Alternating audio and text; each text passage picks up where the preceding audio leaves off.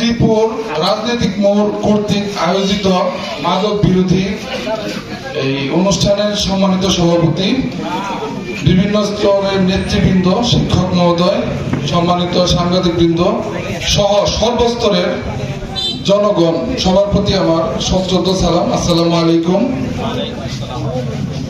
আমি প্রথমে একটু দুঃখ প্রকাশ করছি, এই অনুষ্ঠানে আমাদের সখীপুর থানার সুযোগ্য অফিসার ইনচার্জ মহোদয় আসার কথা ছিল, কিন্তু গুরুত্বপূর্ণ কাজের ব্যস্ততার কারণে উনি আসতে পারেন নাই। এর জন্য আমি দুঃখ প্রকাশ করছি। উনি গুরুত্বপূর্ণ কাজে ব্যস্ত থাকায় উনি আসতে পারেন নাই। পরিবর্তে আমি তাদের অনুমতিক্রমে আমি আপনাদের মাঝে উপস্থিত হয়েছি।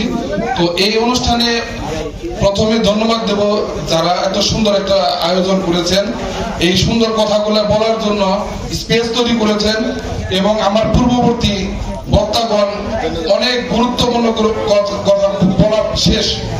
আমি কয়েকটা কথা বলবো আপনাদেরকে।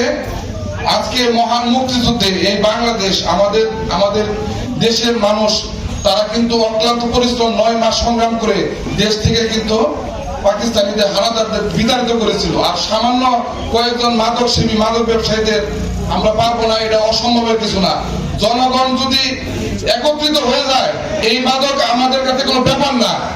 এই শুধুমাত্র কিছু দিক নির্দেশনা, আপনাদের সংঘবদ্ধ প্রচেষ্টায় এই মাদককে আমরা নির্মূল করতে সক্ষম হবো। এর জন্য শুধু কাকরাঝোড় না, পুরা সখীপুর আনাচে কানাচে সমস্ত এলাকায় আমরা আপনাদের সাথে আছি। মাদক নির্মূলের কল্পে যা যা করা যায় আমরা আপনাদের সাথে করব। আমাদের অফিসার ইনচার্জ এবং আমাদের মাননীয় মুক্তিযুদ্ধ বিষয়ক মন্ত্রী মহোদয় একদম দৃঢ় কণ্ঠে ব্যক্ত করেছেন, এই সখীপুরকে মাদক মুক্ত ঘোষণা করেছেন, এবং জিরো টলারেন্স, কোনো মাদক নিয়ে কোনো সুপারিশ চলবে না, পরিষ্কার ভাবে। আরেকটা কথা, আমরা এই মাদক নির্মূল করতে যাই কেউ যেন কোনো প্রহসনের শিকার না হয়। আইন, দয়া করে কেউ আইনটা নিজের হাতে ফেলে নেন না। আইন আইনের গতিতে চলবে। আর এটা আরেকটা জিনিস খেয়াল রাখতে হবে, কাউকে যেন নাটকীয় ভাবে কাউকে ফাঁসিয়ে দেওয়া না হয়। এই জিনিসটা কিন্তু ভালোর চাইতে খারাপ হবে। আমাদের সম্মানিত শিক্ষক মন্ডলী বলছেন, আমরা যে বাবা মা যাদের সন্তানগুলো পারতেছেন না, তারা যারা ভালো জানে বা ভালো বুঝে তাদেরকে নিয়ে তাদের সংশোধনের ব্যবস্থা করেন। প্রয়োজনে রিহ্যাব আছে, ভালো মানসম্মত রিহ্যাবে দিতে হবে। ওই নাম কাগজে রিহ্যাবে দিলে ওখানে ভালো যাতে খারাপ হয়ে যায় বাবা, এটা মানসম্মত এই সমস্ত সেন্টার দেন। আর যারা কোনোভাবেই সম্ভব হচ্ছে না, তাদেরকে আপনার আইনের আওতায় নিয়ে আসেন। আমরা একদম সুনির্দিষ্ট অপরাধের ভিত্তিতে আমরা আইনের আওতায় নিয়ে আসবো। পরিশেষে অনেক ধৈর্য ধরে সবাই এই কথাগুলো শুনছেন, আমাদের পূর্ববর্তী বক্তাগুলো অত্যন্ত গুরুত্বপূর্ণ কথাগুলো শুনছেন, আমি মনোযোগ দিয়ে শুনেছি।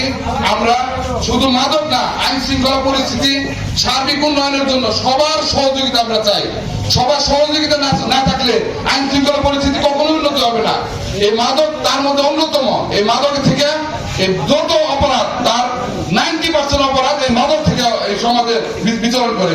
সুতরাং আপনাদের প্রতি আমার অনুরোধ থাকবে, আইন শৃঙ্খলা পরিস্থিতি, মাদক নির্মূল সমস্ত কাজে জনগণের পূর্ণাঙ্গ সহযোগিতা। আপনাদের আইনগত সহযোগিতা আমরা যেমন করবো, আপনারা আমাদেরকে সহযোগিতা করবেন, যাতে করে আমরা আইনের শাসন সমাজে প্রতিষ্ঠিত করতে পারি। সকলকে অসংখ্য ধন্যবাদ জানিয়ে আমার বক্তব্য আমি সংক্ষিপ্ত বক্তব্য শেষ করছি। আসসালামু আলাইকুম।